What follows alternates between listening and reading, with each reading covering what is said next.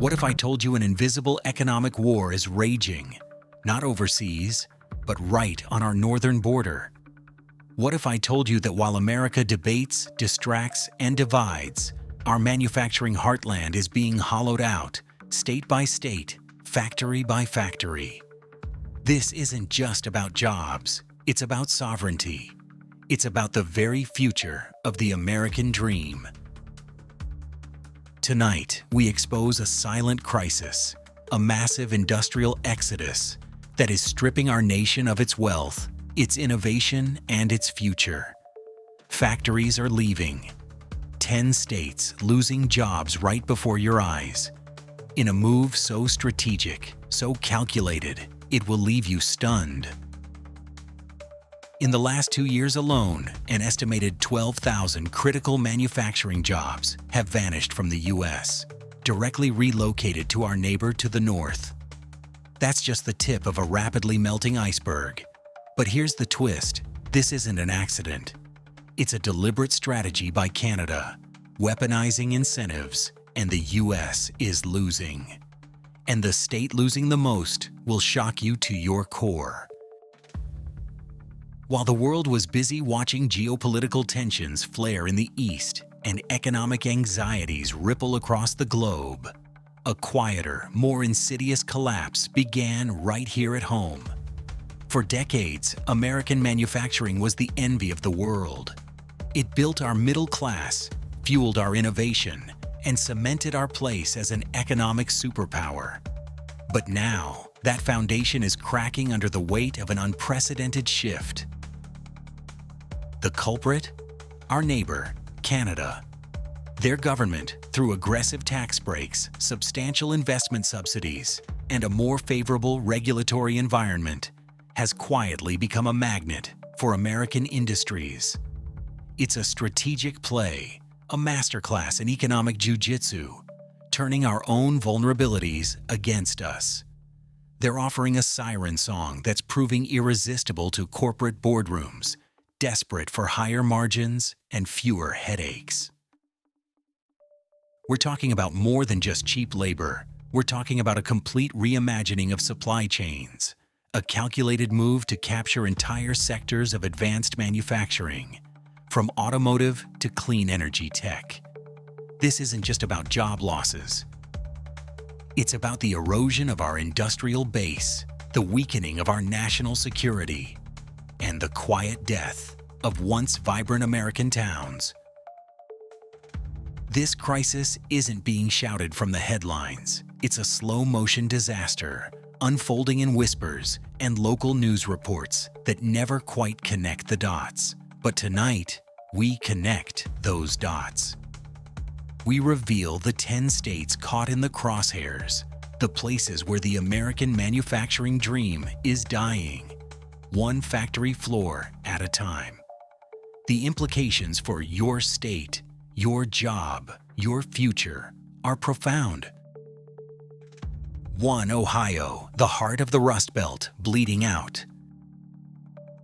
But what happened next in Ohio will leave you speechless.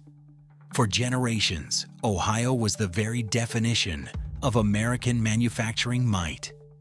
Its steel mills forged the infrastructure of a nation. Its auto plants put the world on wheels. But today, the Buckeye State is bleeding. In the last year alone, multiple critical automotive parts suppliers, and even a mid-sized EV battery component manufacturer announced significant relocations. Not to Mexico, not to China, but north to Ontario. Official figures, often downplayed, suggest over 1,500 direct manufacturing jobs disappeared from Ohio in the past 18 months, linked explicitly to Canadian relocation incentives. That's a multi-million-dollar blow to local economies already struggling. What the shocking twist? One major supplier, a company that received millions in Ohio state tax breaks just 5 years ago, cited Canada's new, aggressive clean energy manufacturing incentives as the decisive factor. They took our money, then took our jobs straight across the border. Locals are fighting back, But authorities seem overwhelmed, unprepared for this new economic warfare. What happens next? Yeah, Michigan, the cradle of automotive, now losing its grip.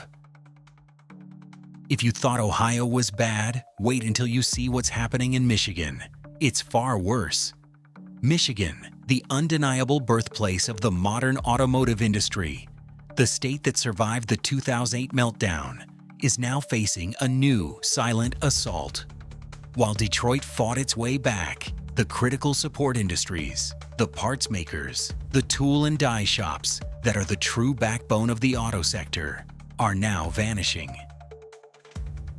In just the past year, Michigan has seen an alarming surge in near-shoring announcements to Canadian provinces like Ontario, particularly for electric vehicle battery components and advanced automotive tech.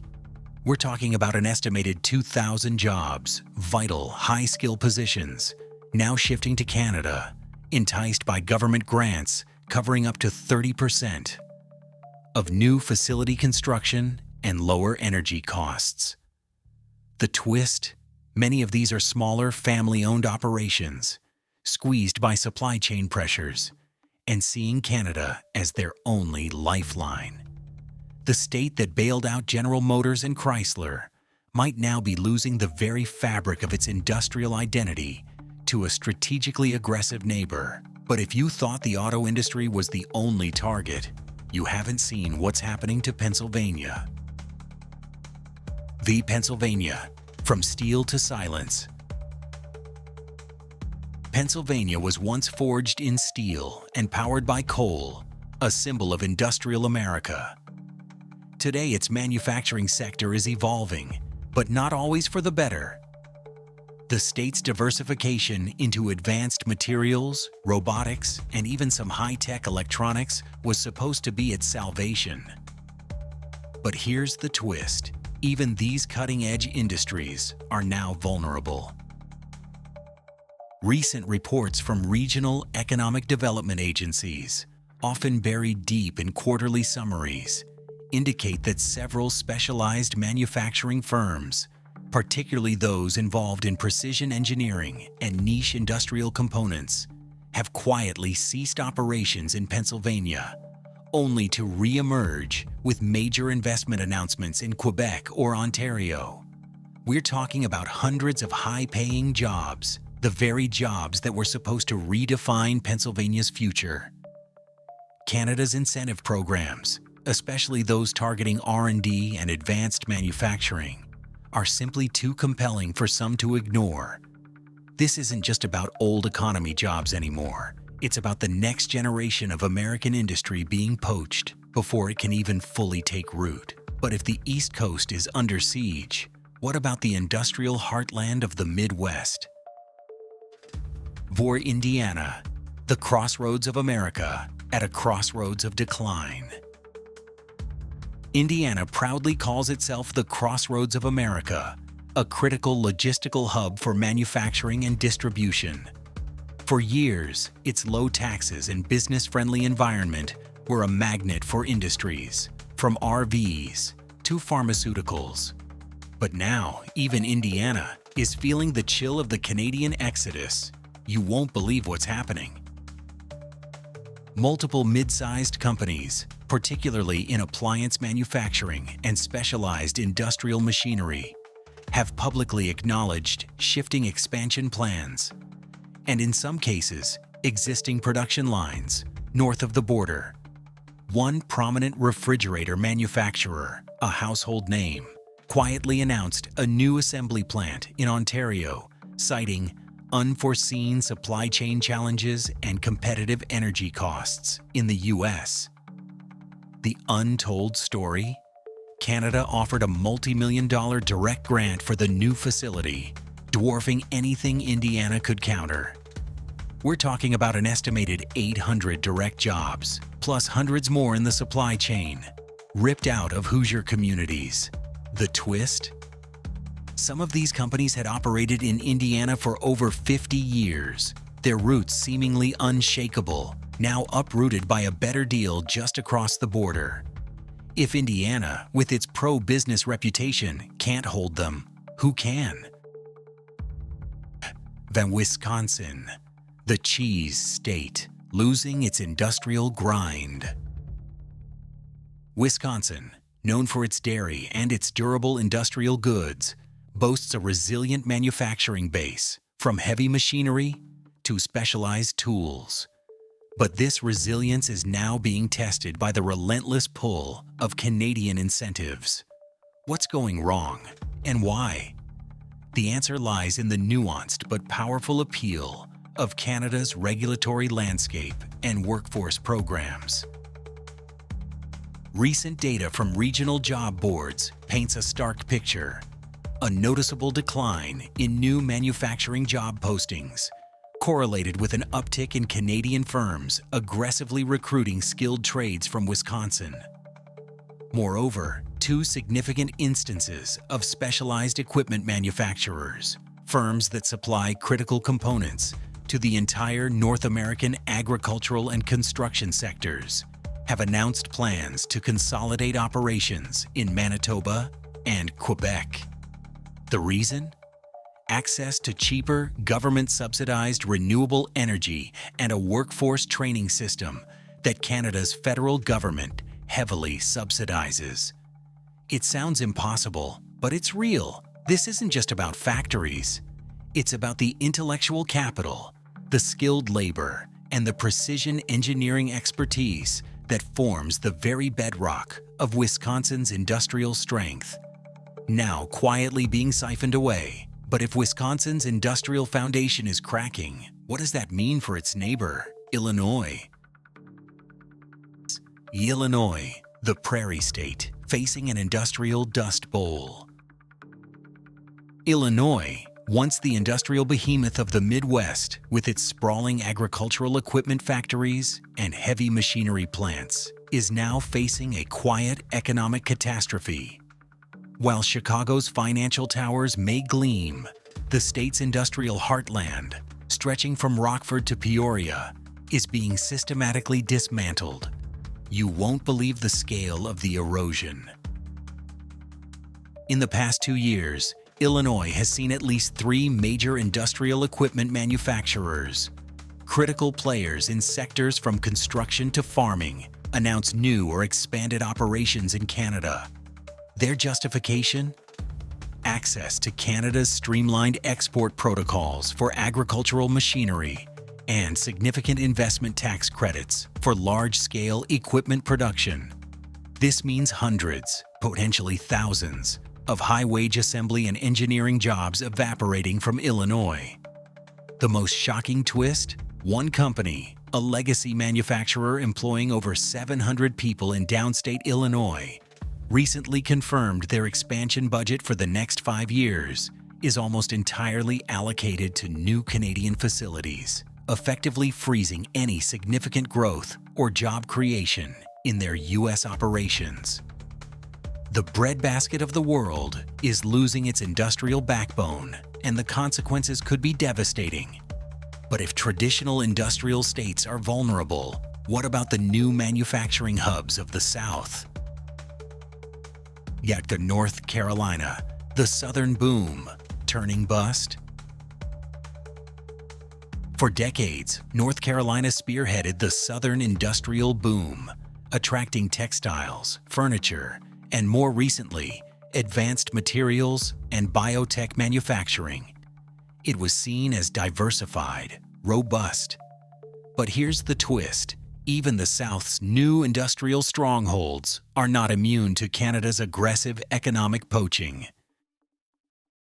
Whispers in economic development circles are turning into shouts of alarm. Multiple high-tech textile firms specializing in advanced composites and even a significant medical device manufacturer have been lured north. The incentives: Canada's generous R&D tax credits and intellectual property protection laws, which some companies perceive as more favorable than those in the U.S. We're talking about companies that were seen as the future of North Carolina's economy, now choosing to grow in Quebec or Ontario.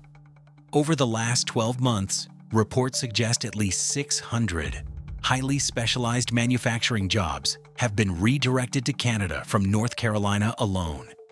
This isn't just about low-wage labor anymore. It's about a battle for high-value intellectual property and the industries of tomorrow. What happens when even the New South starts losing its competitive edge?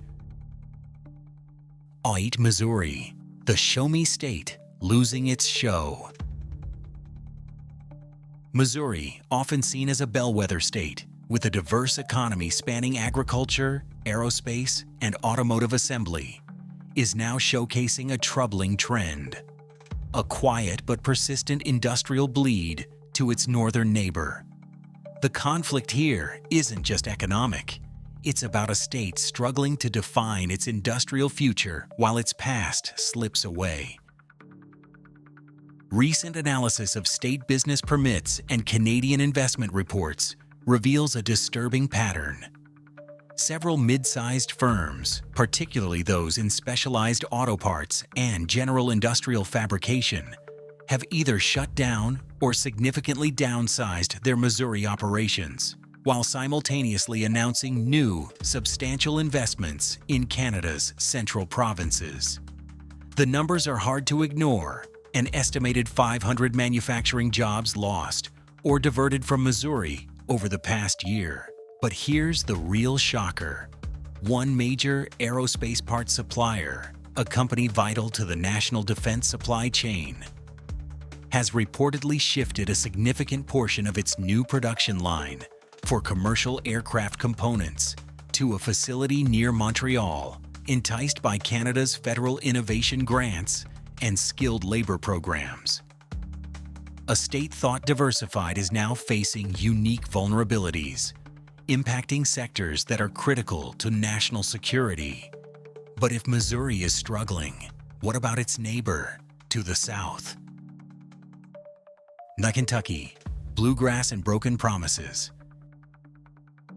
Kentucky, known for its automotive assembly plants and bourbon distilleries, has long been a quiet powerhouse of American manufacturing. But the state's reliance on a few large industrial players is now proving to be its Achilles heel as Canada ramps up its industrial recruitment. You won't believe the swiftness of some of these shifts. In the past 6 months alone, reports from regional chambers of commerce indicate that 2 critical automotive suppliers, both employing hundreds of Kentuckians, have either shelved expansion plans in the state or explicitly chosen Canada for their next phase of growth. The reason? Canada's aggressive incentives targeting electric vehicle supply chains, particularly battery component manufacturing, are simply too compelling. We're talking about promises of 20–30% of capital expenditures covered by government grants, a deal that Kentucky, struggling with its own fiscal constraints, simply cannot match. This isn't just about job losses, it's about the future of an entire industry. The state's dependence on a few large plants makes it incredibly vulnerable to sudden shifts, leaving entire towns hanging in the balance. But if the South is feeling the heat, what about the industrial legacy of the North? 10 New York, beyond the Big Apple, a rotting core. New York State, often synonymous with Wall Street and global finance, has a hidden industrial past, particularly in its northern and western regions, where once thriving electronics, machinery, and food processing plants dotted the landscape. But beyond the glittering skyscrapers of NYC, a quiet, devastating decline is accelerating, exacerbated by the Canadian industrial raid. This will shock you. While some focus on New York's efforts to attract high-tech, the insidious truth is that core, legacy manufacturing operations are quietly being dismantled. In the last year, at least 2 significant food processing equipment manufacturers and a mid-sized electronics components firm have either completely relocated or diverted major expansion projects to Ontario, citing lower energy costs and Canadian provincial investment funds. The twist: These are companies that have operated in upstate New York for generations, supporting entire communities. We're talking about hundreds of jobs, the kind of stable, high-paying work that sustained families for decades, now gone. The state's focus on attracting flashy new industries often masks the quiet, systemic erosion of its existing vital industrial base. This isn't just decline, it's a strategic retreat from the industrial future of America, and the consequences are chilling. This isn't just about 10 states. This is a canary in the coal mine for the entire American economy. The relocation of these factories, often quietly and with little fanfare, means 1. Erosion of the industrial base. Every factory lost, every job moved, weakens America's ability to produce critical goods, from auto parts to advanced electronics. This directly impacts our national security, making us reliant on foreign supply chains, even from a friendly neighbor, for essential components. 2. Job market devastation. The ripple effect is catastrophic. For every direct manufacturing job lost, an estimated 3-5 more jobs in supporting industries, logistics, suppliers, local services, vanish. We're talking about entire communities facing economic desolation, rising despair, and a widening wealth gap. 3. Loss of innovation. When factories leave, they often take with them the engineers, the R&D, the intellectual property. Canada is not just poaching our production, it's capturing our future innovation, establishing itself as a North American leader in key strategic sectors. 4. A silent threat to sovereignty. This isn't a conventional war, but it's an economic one. Canada is aggressively leveraging its governmental power and unique geopolitical position to outmaneuver the U.S. in the global race for industrial dominance. Will this trigger a domino effect? Could it happen in your state? Is this just the beginning? Or the end of an era where America led the world in manufacturing? The question isn't if this will impact you, but when. Your car parts, your electronics, even the food on your table, all could soon bear the mark of a foreign factory, once proudly made in America. The silent exodus is real. It's happening right now, reshaping the economic map of North America and leaving a trail of shattered dreams and abandoned factories in its wake across the United States. This isn't merely a business decision. It's a strategic, geopolitical maneuver that demands urgent attention. Do you think America can recover its manufacturing might? Or is the decline inevitable, a slow surrender to a more aggressive economic strategy from our northern neighbor? Is Canada truly our ally in this economic battle? Or are they quietly becoming our fiercest competitor for the very industries that define our future? Let us know your thoughts in the comments below. Your answer might surprise you, and it certainly matters. And if you want to stay ahead of the curve, if you want to know the truths that the mainstream media won't tell you, hit that subscribe button. Because next week's story could impact you directly, revealing another hidden crisis on the brink of explosion. Don't miss it.